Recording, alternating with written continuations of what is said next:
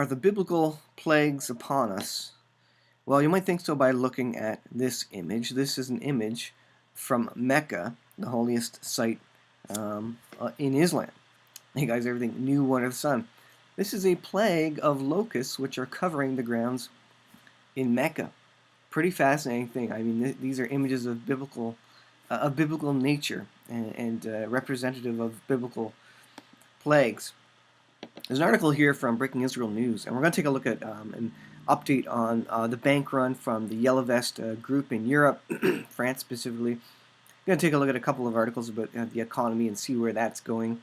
And CNBC, we're going to take a look at mainstream media news. The Dow Jones is in the red again. The futures are down. So we had a bump over the last couple of days, a relief rally and dead cat bounce, whatever you want to call it, all these sorts of things. And PG&E, which I did a video about the other day, or a section of a video, has caused some margin calls, some trouble in the economy related to those. And when you're looking at these companies that are being downgraded by the S&P in terms of credit worthiness, etc., being downgraded to junk, you look at triggers for economic collapse as these companies go bankrupt, when they will trigger, just like Domino's, other companies to go bankrupt, and bankruptcies are soaring across North America. So let's start with this one here. It says plague of locusts attacks Islam's holiest mosque in Mecca, and so this one is interesting to look at. Social media users have posted images and uploaded several videos of swarms of locusts infesting the great mosque of Mecca, the holiest in all of Islam. It is the focus of the Hajj, the pilgrimage which draws millions of Muslims a year. It says they've hired a ton of sanitation workers who have harnessed all efforts available to speed up the eradication of all the insects. Apparently these insects are clinging to the the building's walls, the black building in the center of the Hajj, and basically all over the floors, etc. Pretty incredible situation. The reports suggested that the breeding in southeast Egypt on the Red Sea coast in Saudi Arabia and Oman was smaller than that which plagued Sudan and Eritrea. The swarm was helped by good rains following Cyclone Lubin, a very severe tropical storm which affected Yemen. But this is the interesting part.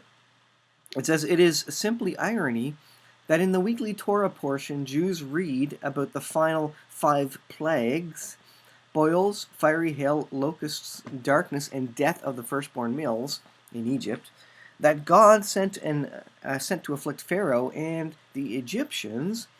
A swarm of locusts attack Islam's holiest mosque.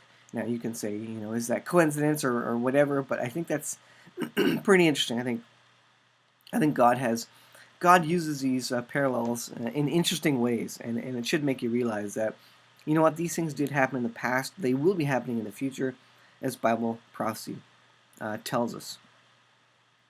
Let's go ahead and look at CNBC quickly here. So this is your mainstream media outlet. The Dow futures are down 40 as we've had the past couple of days, which have been up. And I spoke about PG&E troubles there, which is triggering some other shorts and things. Retailers are slashing iPhone prices across China as consumers say phones aren't worth the cost. So Apple is having all sorts of trouble. Apparently there's anxiousness about the 3-week-long federal shutdown in the U.S., and that's making investors scared. Collapsing iPhone prices again. Stocks are rallying on days they should drop, and that's a good sign, says Jim Cramer.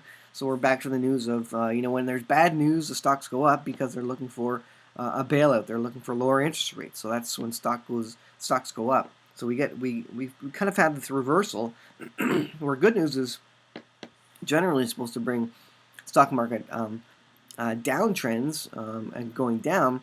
We have the situation where the investors know that if the stock markets are bad enough, if the news is bad enough, then that's a good time to get in because that means lower interest rates are maybe going to be triggered by it, quantitative easing, free money, etc., which will boost the stock market. So it's a time to get in when bad news comes now. So bad news, good news, it changes when people invest. So So that future's down now 45. So let's take a look at this. Here is one article about the government shutdown. Here's mainstream media. And mainstream media is now warning that America will be facing an economic hellscape if the shutdown continues. So mainstream media is on board now, a warning of scary things in the future. This is interesting.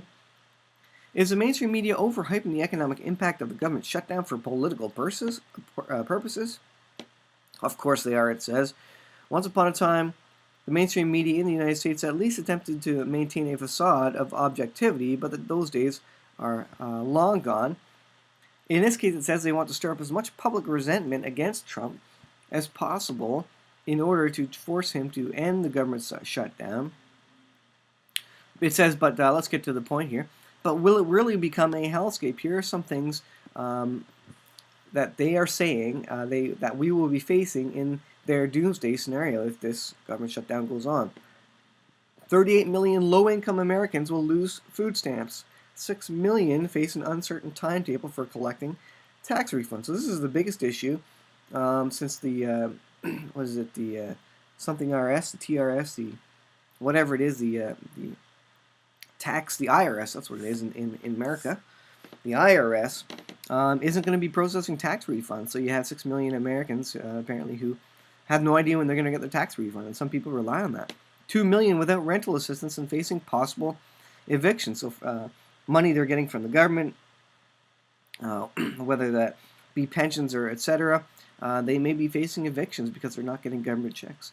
800,000 paycheck-less federal employees plunged into dire financial straits. So here's people who are living in a situation where they're not getting a paycheck, and if you heeded anybody's advice about prepping, you would know that you have to have cash on hand and at least enough for 1 month's worth of mortgage or rental fees. So, you know, $600, $700, whatever you pay for your mortgage or rental fees, you need that in cash on hand for exactly this case when a paycheck is slow in coming. And that's exactly why preppers have that as part of the preparedness regime. And so they're a perfect example. You don't need a terrorist event. You don't need an economic collapse to make use of your prepping materials.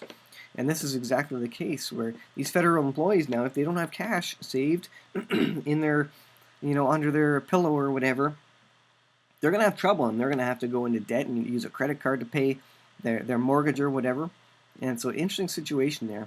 Shuttered parks and museums while overstressed airports cause tourism to tank, which is going to hit the economy more. Federal court system slows to crawl. Disaster relief money doesn't get to storm ravaged areas. So these are the things that the mainstream media is saying will happen, and indeed are happening. Federal employees are paycheck less right now. Tax refunds will be slow in coming out. So again, even if economic collapse doesn't occur, these are the sorts of things where you need to be prepped and ready. It would have helped if you had food in your pantry for a couple of weeks, because that would be helping you when you're not getting a paycheck. Something to be thinking about, that you don't need a cataclysmic event to be able to make use of your preps, your preparedness, the things you had in place prior to. You don't need to return to the Lord in World War III to make use of your preps. And these people will be realizing this. They should have got ready. This is a warning to you. If you don't have food on your shelves to get you through a couple of weeks, and these people are dealing with, a month of time without a paycheck. This has been going on 3 weeks now, and so these people are wishing they had prepared prior to, and we're not even into the big events that are prophesied to occur in the last days. So boy, oh boy, you guys better get prepared. And I think now that looking at it, that if a government shutdown alone can cause this, and it's lasted 3 weeks, you need to be prepared for 3 months, probably, realistically, honestly, of food, cash, and other provisions to get you through it. When those things come down, they're going to be worse than we all think. Here's another one from the economiccollapseblog.com.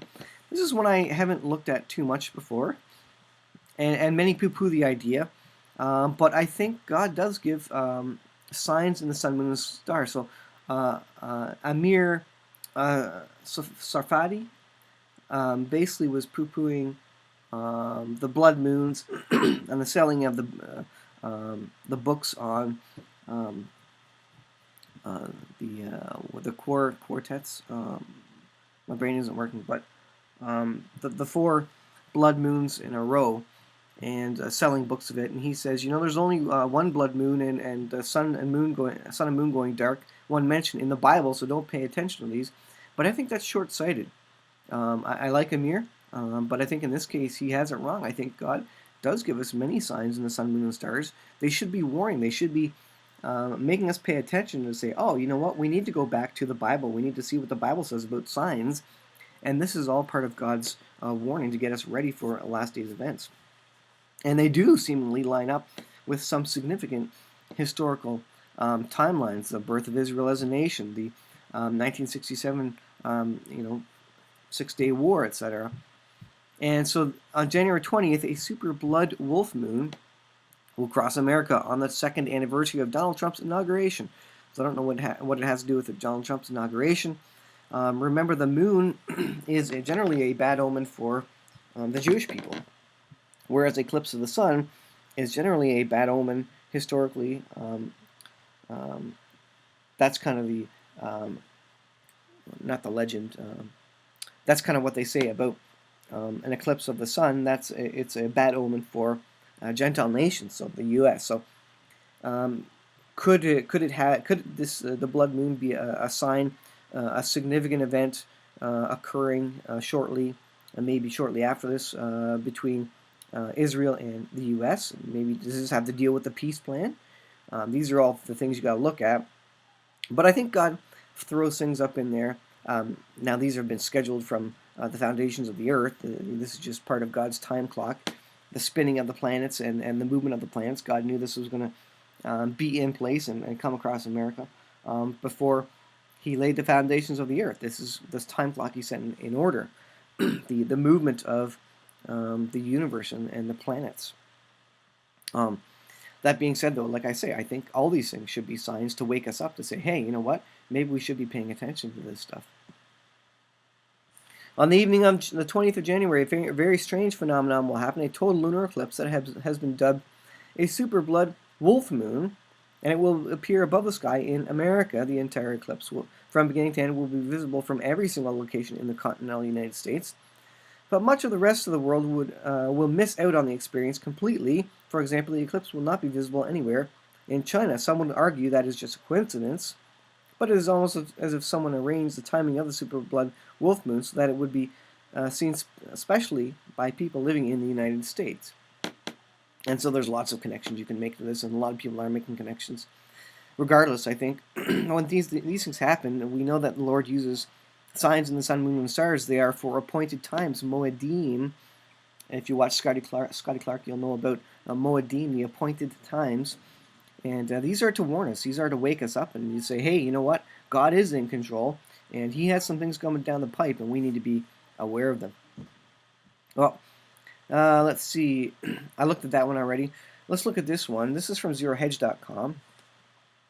I think, and we'll end with this one. This is zerohedge.com. And this relates to the bank run spoken of that the Yellow Vest Group is looking to force upon France. They want everybody to do a big bank run on Saturday, tomorrow. And indeed, they've already triggered it because citizens were already going out, taking cash out of the bank, which is exactly what we should be doing prior to economic collapse. You should be pulling some money out of the bank right now in preparation for when the bank machines are shut down, when the economic collapse does occur, whether it occurs in 2 weeks or 3 years from now. Now is a good time to get the money out and store it under your pillow, if or in your safe or wherever, but have cash on hand. Should the exact thing happen like as is happening in the United States, where the government shutdown is preventing paychecks from going out. So if you're relying on paychecks from anywhere, really, none of us know when a company is going to tank or when you're going to get laid off. So having some store of value somewhere, somehow, that you can liquidate in an emergency situation is certainly how one would prepare. And so they're looking for a big bank run, but French citizens have already been taking money out of the banks in preparations, and there's not enough cash to go around. There's not enough cash to cover all the ones and zeros in the bank's computer system. So we're going to find out how well this works in France as the bank run is supposed to start Saturday, tomorrow. It says French yellow vest protesters urge supporters to spark bank run with mass withdrawals. Activists from Gillette's Jean's Yellow Vest movement have vandalized nearly 6% of France's countrywide speed camera network, according to the Interior Minister, who said that the willful damage was a threat to road safety and endangered lives. So, I mean, it's nearly civil war in Europe. I mean, this is bad. The BBC's Schofield in Paris said evidence of vandalism is visible to anyone driving around France with cameras covered in paint or black tape to stop them working. The extent of the damage, now believed to affect more than half of all 3,200 speed cameras in the country's network, was unknown until Mr. Kastner's statement Thursday. Speed limits in France have become a hot-button topic after the Macron government lowered the limit on many roads from 90 to 80 last year. Yellow Vest protesters upset over the increase in fuel taxes have also complained about rising costs of commuting for those who can't afford to live near urban centers where they work, citing speed cameras and toll roads in their complaints. So bank run, what's happening? While the Yellow Vester movement has been taken to the streets with violent clashes with French police, activists from the movement are now recommending that French protesters empty their bank accounts in a spark bank run, and this would cause panic. You know, if the bank machines go dry, if cash goes dry, this is going to be interesting to see how much cash these banks do have on hand if they actually get some momentum, some backing from this. It says, we're going to get our bread back. You're making money with our dough, and we're fed up. That's right. The banks make interest off your money that you hold in the bank. And so if you don't like the bank making interest off that, then you need to pull it out. And what happens as soon as everybody pulls their money out of the bank, which I believe is coming? That's when the Federal Reserve and central banks will then say, okay, we're going to go negative interest rates. We're going to not go negative interest rates. That's what they do before you take it out. They'll go negative interest rates, which mean that the bank, your money will be decreasing in value, basically. Then what they're going to do is they're going to everybody, once your value of your money is decreasing in your bank account, it's decreasing because of the negative interest rate on your savings account, as you're giving money back to the banks based on the interest rate, effectively paying them to keep your money. You're going to take your money out and put it under your pillow. And then what are they going to do? Well, the central banks don't want you to pull your money out of the bank, so they're going to go to a cashless society and basically move to a new fiat currency so that you have to keep your money in the bank. They're going to go to all digital currency, forcing you to keep money in your bank, and they're going to criminalize citizens who use cash, because the excuse they're going to come up with is that, well, if you have cash, you're probably a criminal, you're probably laundering it, you're probably buying drugs with it, and so they're going to criminalize everybody who keeps cash and therefore force everybody into a digital system. And that's prophetic. That's exactly what the mark of the beast system is. That's what the Antichrist is going to bring into the situation in the one world government. They're going to bring in a digital cashless society so that they can control everybody who buys or sells. And if you cannot buy or sell unless you have the mark, which is the number of his name, 666, and that's exactly what the Bible says is coming. So it's going to be interesting to see how this plays out. It's near civil war in Europe, in France rather, right now, and this is a growing movement. So we're going to see how this plays out, but fascinating times that we are living in, upheaval around the world socially.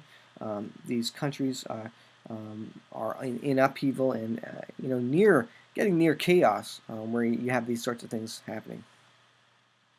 Well, guys, I'll leave it there for today. Thanks for watching. Please share the video.